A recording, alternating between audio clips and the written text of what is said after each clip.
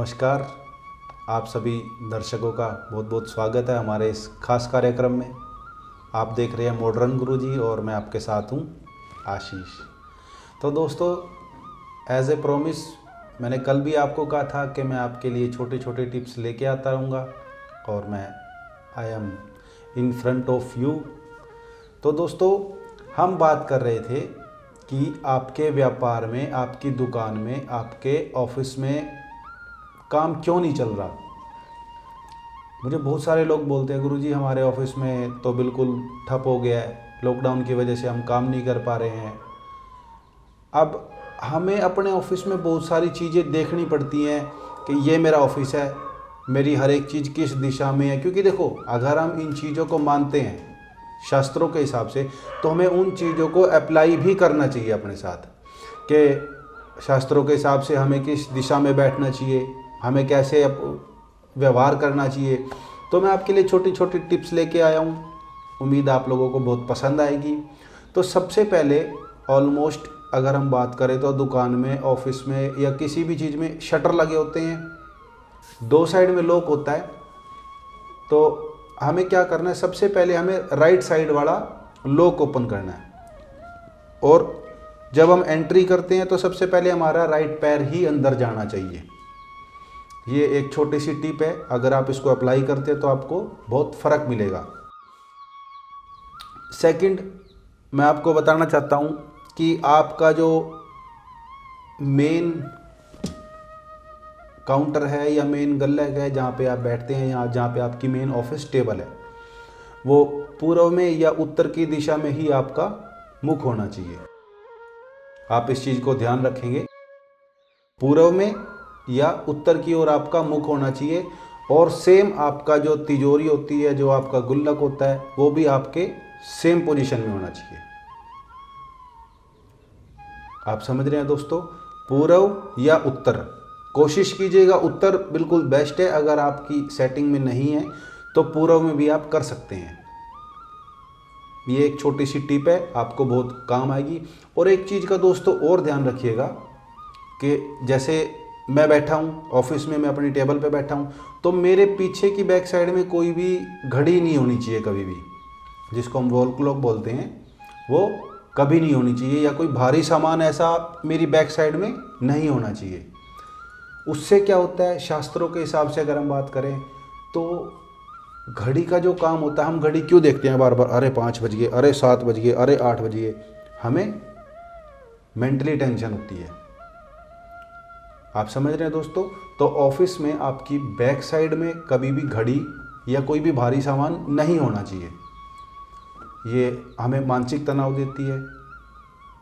अगर आपके भी ऑफिस में बैक साइड में है तो आप प्लीज़ उसको रिमूव करिए। आप उसको फ्रंट में भी मत लगाइए, आप उसको अपने राइट साइड में या लेफ्ट साइड में घड़ी को लगा लीजिए। तो ये भी एक छोटी सी टिप्स है, आपको उम्मीद है बहुत अच्छी लगी होगी। उसके बाद मैं बात करता हूँ जो आपका मेन तिजोरी है या मेन आपका गल्लक है, उसमें आप कभी भी हिसाब किताब वाली जो बुक होती है, मैंने उससे 10 रुपये लेने हैं, राम से 100 रुपये लेने हैं, श्याम से 200 लेने हैं, वो अपनी बुक कभी भी गुल्लक में या तिजोरी में ना रखें। अब आप पूछेंगे ऐसा क्यों, मैं आपको बताता हूँ। आपकी तिजोरी, आपका गुल्लक सिर्फ पैसे रखने के लिए, पैसे निकालने डालने के लिए होना चाहिए। क्योंकि गुल्लक का काम वही है व्यापार में, आपकी दुकान में। अगर आप उसके अंदर वो चीज़ें भी ऐड कर देंगे तो फिर आपकी दुकानदारी में उधार का काम, पैसे ना आना, ये सब समस्याएं हो सकती हैं। और मैं गारंटी के साथ कह सकता हूँ, ये प्रॉब्लम्स अभी आपके साथ आ भी रही होंगी। आप समझ रहे हैं दोस्तों, ऐसा हमें बिल्कुल नहीं करना है। और इसके बाद मैं बात करता हूँ, हम अपने ऑफिसेज में लक्ष्मी गणेश जी की फ़ोटो हमेशा लगाते हैं, मैं भी ऑलमोस्ट देखता हूँ। अब उसमें क्या होता है, एक साइड में गणेश जी बैठे हैं, एक साइड में लक्ष्मी जी बैठे हैं। आप शायद आपके भी ऑफिस में ज़रूर होगी, लेकिन दोस्तों ये सही नहीं है। बैठी लक्ष्मी को कभी भी आप अपने ऑफिस में ना लगाएं, ना रखें। ऐसा शास्त्रों के हिसाब से मैं आपको बता रहा हूँ। आप अपने ऑफिस में, आप अपने दुकान में, आप अपने कारोबार में, जहाँ पे भी आपका सिटिंग वर्क है, आप वहाँ पे खड़ी लक्ष्मी की तस्वीर लगाएं हमेशा।